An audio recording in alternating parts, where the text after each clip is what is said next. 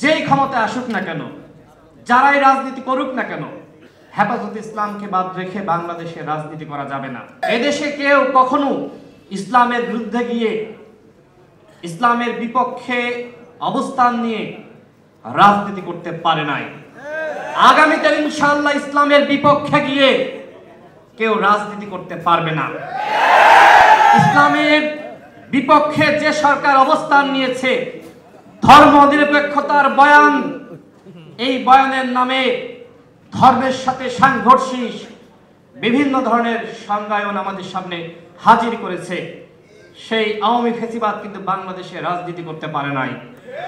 সুতরাং এখন যে সরকার রয়েছে, আগামীতে যে সরকার আসবে, প্রত্যেককে ইসলাম মেনে রাজনীতি করতে হবে, দেশ চালাতে হবে।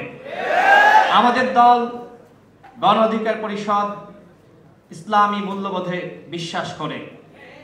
বাংলাদেশে আমরা রাজনীতি করছি, আপনাদের মতন আমরা ইসলামিক দল না, কিন্তু আমরা যারা মধ্যপন্থা অবলম্বন করি, আমরা কেউ ইসলামের বিরুদ্ধে না।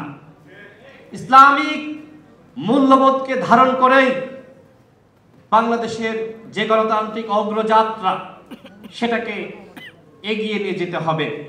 হেফাজতে ইসলাম বাংলাদেশের বড় একটি রাজনৈতিক শক্তি বললে আমার কাছে মনে হয় ভুল হবে না।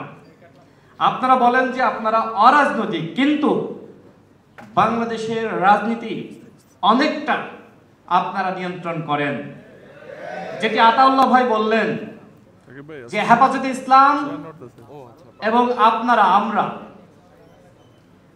একটি অরাজনৈতিক শক্তি, কিন্তু বাংলাদেশে যেই ক্ষমতায় আসুক না কেন, যারাই রাজনীতি করুক না কেন, হেফাজতে ইসলামকে বাদ রেখে বাংলাদেশে রাজনীতি করা যাবে না। আপনারা কওমি অঙ্গনের শিক্ষার্থী, আপনাদের প্রতি আমাদের দরদ, মায়া, মহব্বত, ভালোবাসার কোনো কমতি নাই। আপনাদেরকে আরো বেশি জ্ঞান বিজ্ঞান শিক্ষায় নিজেদেরকে আবিষ্কার করতে হবে। আমরা চাই আলেমরা এদেশের নেতৃত্বে আসুক, আলেমরা এদেশ পরিচালনায় সুযোগ পাক।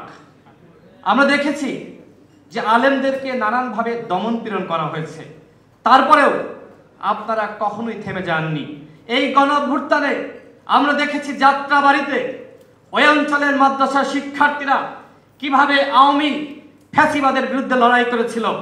এই গণঅভ্যুত্থানে অসংখ্য মাদ্রাসার শিক্ষার্থী শহীদ হয়েছে, আলেম ওলামা শহীদ হয়েছে, কিন্তু আজকে অত্যন্ত দুঃখজনক যে মাদ্রাসার শিক্ষার্থীদের অবদান, আলেম সমাজের অবদান, সেইটাকে তুলে ধরা হচ্ছে না।